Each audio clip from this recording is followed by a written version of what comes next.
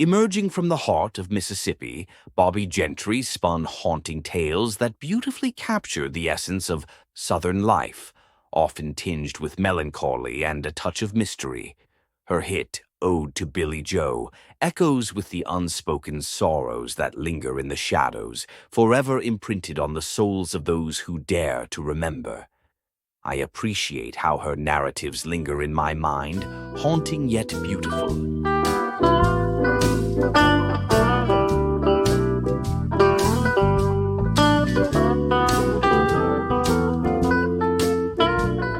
Daddy's funeral, another Beaumont, and startling news. I sat at the kitchen table, stirring my coffee absent-mindedly. The rich aroma blended with the faint scent of damp earth wafting through the window from the morning rain, each swirl of the spoon marking time as I was pulled into contemplation. Across from me, Leslie cradled her coffee mug with both hands, her fingers wrapping around the warmth, as if seeking comfort from the cup itself. I watched her silently, the light streaming through the window, catching in her hair, giving it the golden hue of early morning. As she lifted the mug to her lips, a flicker of determination sparked in her eyes, and then she sipped. A barely audible sigh escaped her, one that seemed to echo the weight of the world. Her eyes narrowed, and her eyebrows arched sternly, drawing her features into a mask of concern. "So how long has the house been speaking again?" she asked, her voice steeped in both worry and curiosity, creating a tension in the air that was almost palpable. I didn't look up from the swirling depths of my coffee. The steam rose like whispers beckoning from the unseen. Instead, I replied softly, my voice barely breaking the silence that hung between us. "Since last night, after he arrived." I could feel Leslie's gaze upon me, piercing through the veil of my distant thoughts, as if she were searching for answers in the depths of my heart. The house, our old, creaking lady, had a way of speaking when the shadows grew long and the air thickened with unspoken words. In that moment, I found myself straddling the thin line between the ordinary and the uncanny, haunted by the mysteries that lingered just beyond our grasp. Leslie's mug clinked against the table as she set it down. The sound resonated like an echo of our childhood mischief. Yet it was now laced with the weight of impending truths. The house had its ways of telling tales, and it wanted us to listen. Leslie turned her head slowly, taking in the room, like an artist gazing at a canvas, each detail pulling her deeper into contemplation. The sunlight filtered through the grimy glass of the window, casting fractured patterns across the worn floorboards, illuminating the dust motes dancing in the air. She sighed softly, as if the very atmosphere weighed upon her. "It would be nice if she was a bit more direct," she mused, a hint of frustration creeping into her voice, as though she were trying to unravel a riddle woven into the fabric of our lives. Lifting her coffee mug to her lips, she paused, a moment of thought suspended in the air before she took a sip. "What do you think she wants?" I interjected, the words spilling out before I could consider their weight. "It has to be a warning. The last time she spoke was right before Daddy died." The truth of those words wrapped around us, an uncomfortable reminder of loss lingering in the shadow-filled corners of the house. Leslie nodded, her gaze drifting as if she were sifting through the past, recollecting that time woven with grief and foreboding, the weight of the family history pressing heavily on her shoulders. "That was a hard summer," she said quietly, her brow furrowing as she thought back to our days of solemnity. "But all she showed me was the birth of every Beaumont born on the property," I continued, my voice taking on a wistful tone, recalling the visions that had haunted my sleep since childhood. Leslie chuckled, a sound brightening the heaviness that lingered like fog. "And the Beaumont that wasn't born here," she added, her laughter intertwining with mine, the memory weaving a bittersweet tapestry of shared grief and resilience. I could almost see the whirling spectacle of that funeral. The sanctuary of Riverbend United Methodist Church stood resolute, its weathered beams cradling the echoes of a century's worth of prayers and sorrows. Each crack in the aged timber and every fleck of chipped paint told a story long forgotten, a tapestry woven with love and mourning. The walls, dressed in a faded cream, seemed to absorb the weight of memories, while the grand arched windows softened the sunlight into gentle hues that danced across the worn wooden floor, whispering tales of lives interwoven through time. As the mourners settled into the pews, the choir rose with solemnity, their voices rising like an elegy, filling the air with the familiar hymn, "Shall We Gather at the River?" The piano's melody flowed steadily, rich and smooth, yet the choir sang slightly off-beat, their harmonies somehow drifting like leaves caught in an errant breeze. The soprano's voice rang bright and clear, while the altos wove in and out of rhythm, their yearning tones wrapping around the melody, creating a disjointed yet hauntingly beautiful rendition. Each note served as an echo of our shared grief, a longing that tugged at the heartstrings amidst the backdrop of loss. To one side, the pews were alive with an unexpected sight, former beauty queens of various ages, all draped in elegant black dresses that glimmered in the subdued light. Each one there to honor Daddy and his lifetime of work and play within the beauty pageants that he owned and sponsored. Their laughter and whispers broke through the somber atmosphere, a warm contrast to the heaviness surrounding us.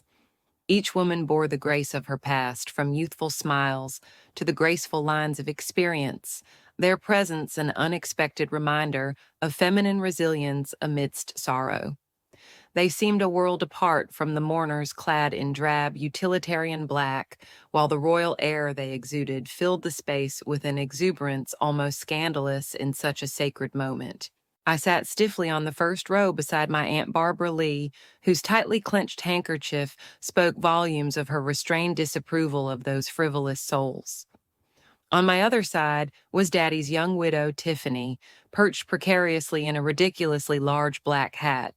It was a hat that drew attention not just for its grandiosity, but also for the way it cast her features into shadows, obscuring her expression and leaving only the air of uncertainty between us. Each time she adjusted it, the brim bobbed as if mocking the very solemnity we gathered to respect. Tiffany was a spectacle of emotion, her artistry in fabric and flourishes holding a depth that felt almost theatrical. As she dabbed at her eyes with a delicate lace handkerchief, her gasps of grief pierced the air. "Oh, darling, how can life be so cruel?"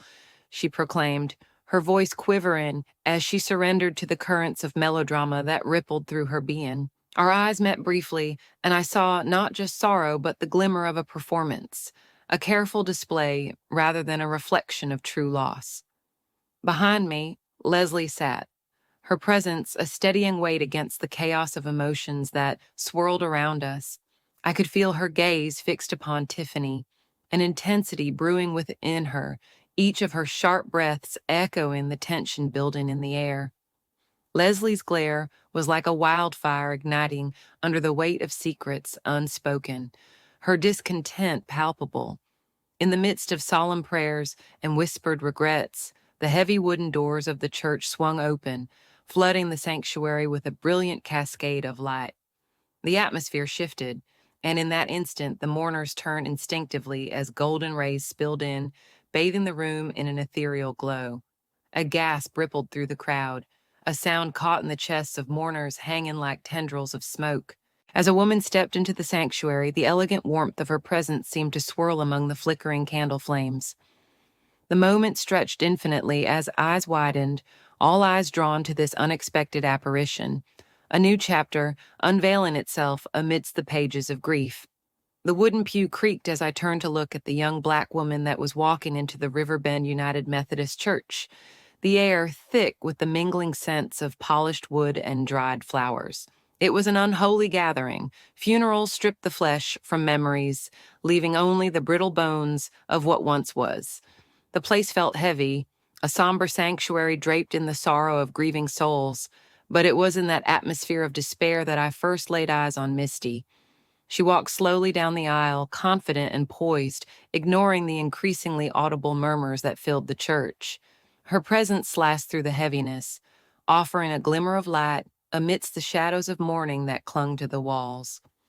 Her shoulder-length wavy hair danced softly in the air, subtle highlights catching what little light pierced through the church's stained glass. Loose curls framed her face, accentuating her warm, inviting expression. The form-fitting black dress she wore clung to her figure, a deep V neckline drawing attention, while a high slit whispered daring secrets of elegance and poise. Over it, she donned a leopard print jacket that seemed to embody the spirit of the wild. Bold and untamed, its spots ranging from tan to black, each swirl a story unto itself.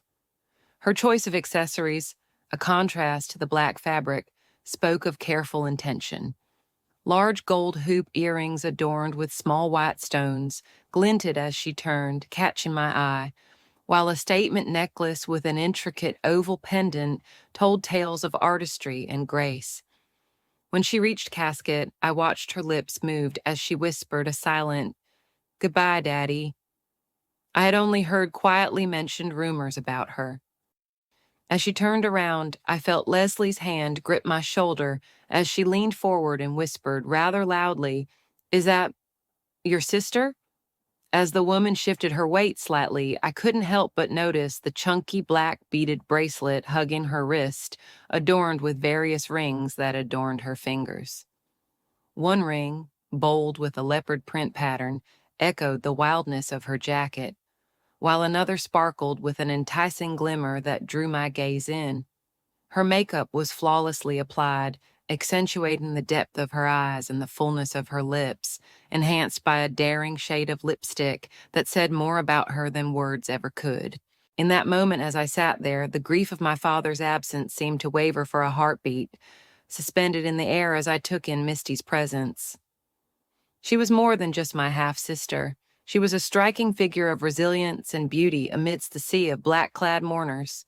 As she met my gaze, a warmth radiated from her, promising understanding, an unexpected connection forged in the fire of shared blood and lost time. "I do believe so," I replied as I stood up. Smoothing my black dress, I could hardly remember what I had intended to say or do in that sacred place. The chaos of thoughts in my mind quieted in the face of her confidence. As I walked towards her, I felt the weight of the past and the possibility of this new bond settle within me, as if the very walls of the church were holding its breath, waiting for our long-anticipated meeting to unfold amongst the echoes of whispered prayers and long-held sorrows. I found myself instinctively reaching out with both hands, grasping Misty's extended hand like a lifeline in the turbulent waters of newfound connections. Her touch was warm, a pulse of familiarity amidst the chill of loss, and in that moment something shifted within me, a delicate bridge forming, spanning the abyss of our shared past.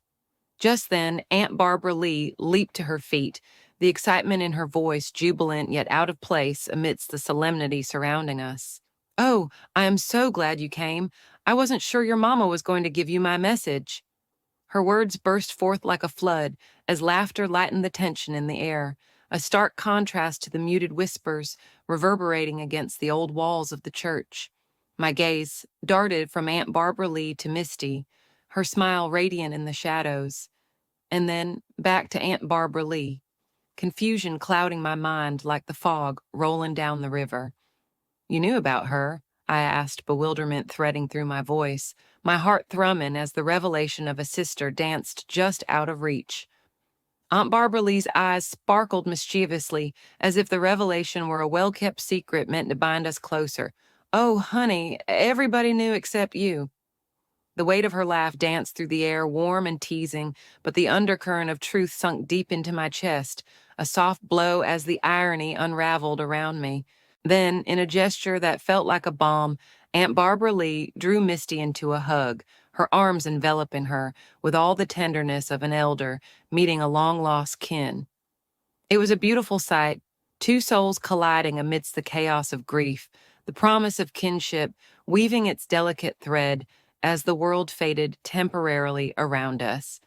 Turning my attention to Leslie, sitting back in her pew in quiet disbelief, I cocked my head, a flicker of skepticism dancing in my eyes as I arched an eyebrow in challenge. "Everyone?" I echoed my aunt's earlier words, the question escaping my lips like a wisp of smoke, filled with the weight of disbelief and expectation. But before Leslie could respond, Daddy's young widow, Tiffany, erupted from her seat, launching herself into the spotlight with all the grace of a storm. Her large black hat wobbled dangerously atop her head, a flamboyant crown that threatened to topple. "Y'all are ruining my husband's funeral," she wailed, a cacophony of anguish spilling forth, drowning the moment's warmth in a deluge of outrage.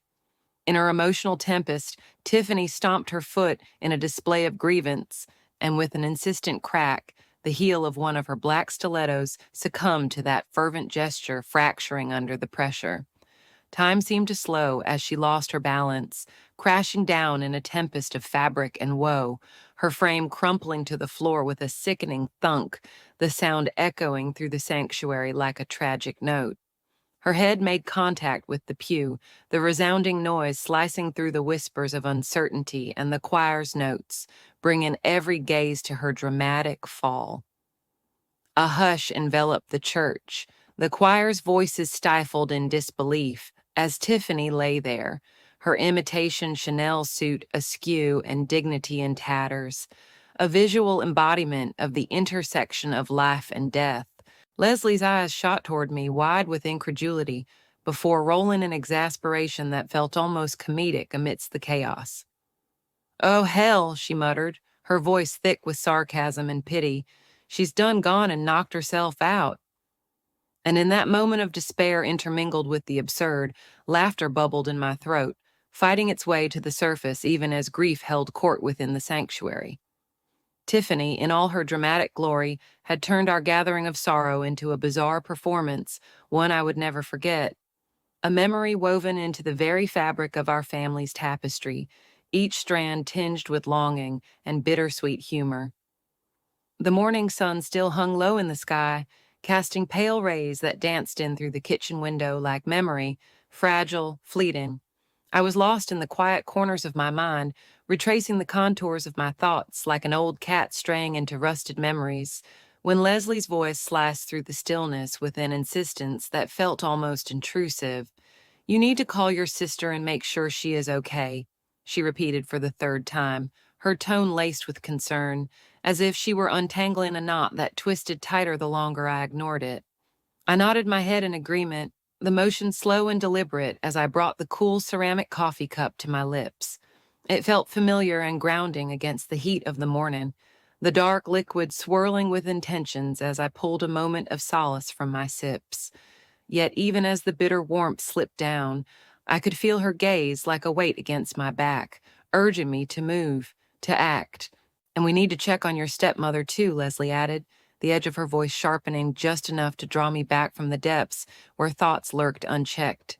My heart sank slightly at her words. The thought of confronting her left a bitter taste in my mouth more potent than my coffee.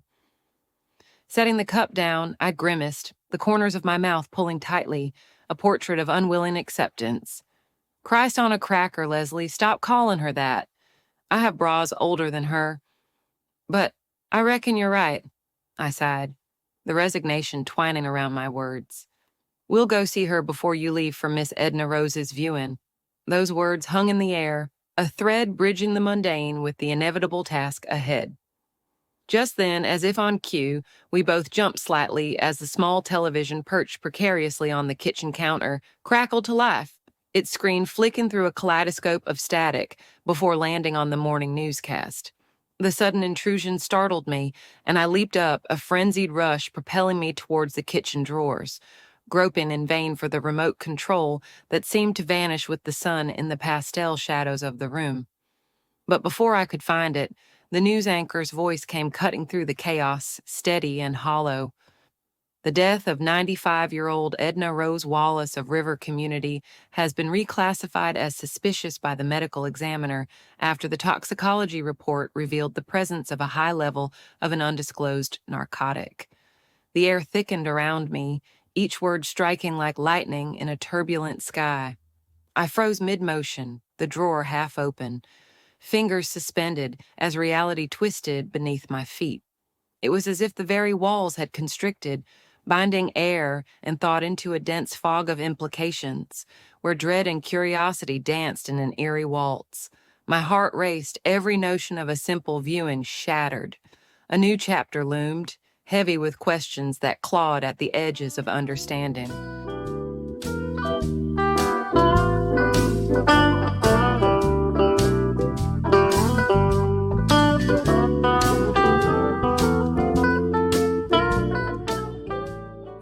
dear friends, I implore you, in the name of all the restless voices simmering inside Mrs. Beaumont's neurotic mind, click like and follow. If you don't, I fear one of us will be condemned to pacing through the witching hours, ensnared by her obsession, dutifully watching a never-ending stream of videos on how to garner more followers, while another one of us is trapped singing Over the Rainbow in a heart-wrenching looped lament. Let us not suffer this fate together. Spare us the madness and embrace a moment of grace.